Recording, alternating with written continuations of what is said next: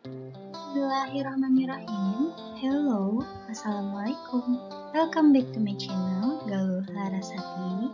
Video kali ini kita akan membahas tentang bioteknologi konvensional. Sebelum itu, jangan lupa like, share, and subscribe ya. Terima kasih. Apa sih bioteknologi itu? Bioteknologi adalah ilmu yang mempelajari tentang pemanfaatan makhluk hidup. Di antaranya ada hewan, tumbuhan, jamur, bakteri, dan produknya antara lain enzim dan alkohol dalam proses produksi untuk menghasilkan barang dan jasa. Bioteknologi ini dibagi menjadi dua, ada bioteknologi konvensional dan bioteknologi modern. Nah, video kali ini kita akan membahas tentang bioteknologi konvensional aja. Bioteknologi modern akan dibahas di video selanjutnya. Pokok bahasannya, yang pertama kita akan bahas tentang contoh-contoh penerapan bioteknologi. Terus yang kedua kita akan membahas tentang dampak bioteknologi konvensional. Pastinya ada dampak positif sama dampak negatifnya. Oke, kita bahas dulu tentang pengertian bioteknologi konvensional. Jadi apa sih bioteknologi konvensional itu? Bioteknologi konvensional ini memanfaatkan mikroorganisme untuk menghasilkan produk, barang, dan jasa sesuai kebutuhan manusia dengan cara yang sederhana. Berbeda dengan bioteknologi modern, itu lebih ke rekayasa genetika. Kalau misalnya bioteknologi konvensional, ini caranya masih sederhana sehingga orang awam pun bisa melakukannya. Di bidang makanan banyak banget nih contoh penerapan bioteknologi konvensional. Nanti kita akan bahas satu persatu contohnya ada apa aja. Ini pasti kalian sering nemuin contoh-contohnya. Yang pertama ada yogurt. Kalian pasti udah pernah minum yogurt dong. Ya, ini bahan utamanya atau bahan dasarnya terbuat dari susu. Jadi susunya ini difermentasi. Caranya gimana? Pertama susunya ini dipanaskan dulu gitu, terus habis itu didinginin nih sampai sekitar suhunya itu mencapai 30 derajat Celcius. Baru ditambahin sama bakteri Lactobacillus bulgaricus dan Streptococcus thermophilus. Habis ditambahin nanti didinginin terus selama kurang lebih 24 jam. Nah, kenapa si yogurt bisa asam? Karena si bakteri-bakteri ini atau bakteri asam laktat ini merubah gula pada susu menjadi asam laktat sehingga si yogurt memiliki rasa yang asam. Yang kedua ada keju. Keju tuh enak ya, asin-asin gimana gitu. Jadi keju ini bahan dasarnya sama seperti yogurt, yaitu susu. Bakteri yang digunain juga sama, yaitu ada Lactobacillus sama Streptococcus. Hanya saja tergantung dari jenis kejunya, maka mikroorganisme yang ditambahkan pun berbeda. Contoh, keju keras ini harus ditambahkan lagi jamur Penicillium camemberti. Yang ketiga ada tempe. Ini udah sering banget pasti kalian makan ya. Jadi tempe itu cara buatnya gampang banget. Ini merupakan fermentasi kacang kedelai dengan bantuan jamur Rhizopus oligosporus atau Rhizopus oryzae. Nah, caranya ini si kacang kedelai dicuci bersih, lalu dikupas kulit arinya, kemudian direbus. Habis itu baru ditambahkan ragi atau jamur Rhizopus tadi. Perbandingannya 1 kg kacang kedelai dicampur dengan 2 gram ragi atau 2 gram jamur Rhizopus. Yang keempat ada nata de coco. Ini enak nih, kenyal-kenyal gimana gitu. Nata de coco ini hasil fermentasi air kelapa oleh bakteri Acetobacter psyllium. Jadi si bakteri ini mengubah gula menjadi selulosa. Makanya dia rasanya kayak kenyal-kenyal, alat-alat gimana gitu kan.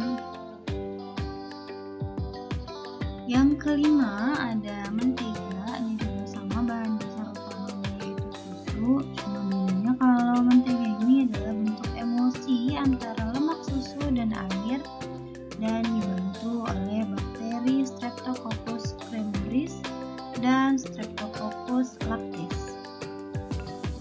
ini tepung susunya ini terus-terusan diaduk sampai tetesan-tetesan mentega yang berlemak ini memisah dari cairannya. Yang keenam ada tape. Ini ada tape singkong. Bahan utamanya tentunya singkong ya. Jadi singkong ini difermentasi dengan bantuan beberapa mikroorganisme. Tapi yang paling dominan ini adalah khamir Saccharomyces cerevisiae. Nah, si khamir ini fungsinya mengubah amilum menjadi gula yang lebih sederhana tanpa adanya oksigen. Nah, proses perombakan bahan makanan tanpa oksigen ini disebut fermentasi. Kan? Hasil fermentasi ini akan menghasilkan zat sisa yang berupa alkohol. Nah, si alkohol ini memicu adanya bakteri asam laktat, yaitu acetobacter, sehingga menyebabkan si singkong memiliki rasa yang sedikit asam. Selanjutnya ada roti. Roti ini bahan utamanya atau bahan dasarnya terbuat dari tepung terigu yang difermentasi. Jadi dicampur nih tepung terigunya sama ragi roti yang berupa khamir Saccharomyces cerevisiae. Nah, si khamir ini berfungsi sebagai pengembang dan juga sebagai pemberi aroma dan rasa khas pada roti. Kenapa bisa seperti itu? Karena saat proses fermentasi ini dihasilkan gas CO2, makanya si roti dapat mengembang. Yang terakhir ada kecap. Kecap bahan utamanya adalah kacang kedelai hitam. Jadi kacang ini difermentasi dengan bantuan kapang Aspergillus wenti dan Aspergillus soyi. Nah, kapang ini fungsinya atau tugasnya untuk mengubah protein kompleks menjadi asam amino. Tentunya dengan bantuan lactobacillus juga. Nah, jadi tadi ada jamur, khamir sama kapang. Bedanya apa? Kalau jamur itu terlihat oleh mata, jadi bentuknya agak besar. Kalau khamir ini mikroskopis, ini harus dilihat menggunakan mikroskop. Sedangkan kapang ini adalah mikroskopis juga, tapi masih bentuknya itu berupa hifa atau benang-benang halus. Bioteknologi konvensional juga berperan di bidang kesehatan. Ini kaitannya dengan pembuatan antibiotik. Kita bahas satu-satu yuk, mikroorganisme apa aja yang berperan. Yang pertama ada pemanfaatan jamur Penicillium notatum. Ini digunakan untuk pembuatan antibiotik penisilin. Nah, antibiotik ini untuk melawan bakteri Staphylococcus. Ini bakteri yang menyebabkan iritasi kulit. Yang kedua ada jamur Cephalosporium. Ini untuk menghasilkan antibiotik cephalosporin. Nah, antibiotik ini ditugaskan untuk melawan bakteri yang kebal terhadap penisilin. Contohnya adalah bakteri penyebab pneumonia dan bakteri penyebab meningitis. Lalu ada bakteri Streptomyces griseus. Ini bakteri ini digunain untuk menghasilkan antibiotik streptomycin untuk melawan bakteri yang kebal terhadap antibiotik penisilin dan antibiotik cephalosporin. Jadi dosisnya atau tingkatannya lebih tinggi ya. Contohnya ini si antibiotik ini digunain atau diberikan kepada penderita TBC. Lalu ada bakteri Bacillus polymixa. Nah, bakteri ini digunakan untuk menghasilkan antibiotik polymyxin. Ini biasanya bakteri penyebab infeksi. Contohnya infeksi pada mata, infeksi pada kulit, pada telinga, dan pada hidung. Atau bisa juga untuk melawan penyakit yang disebabkan oleh infeksi virus dan jamur. Penyerapan biologi konvensional juga ada di bidang peternakan. Ini kaitannya dengan pakan ternak.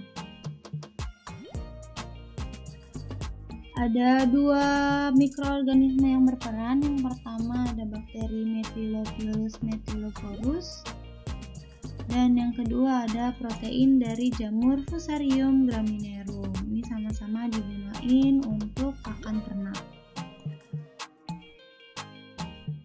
Pembahasan yang kedua tentang dampak bioteknologi konvensional. Tentunya ada dampak positif dan dampak negatif yang ditimbulkannya. Kita akan bahas satu-satu. Yang pertama tentang dampak positif bioteknologi konvensional. Berkembangnya produksi bahan makanan.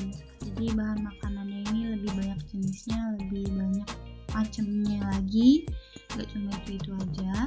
Terus ada beberapa jenis makanan tadi kan dilakukan atau dibuatnya dengan cara fermentasi, karena ternyata fermentasi ini dapat menambah kandungan vitamin dalam makanan sehingga lebih bermanfaat bagi tubuh.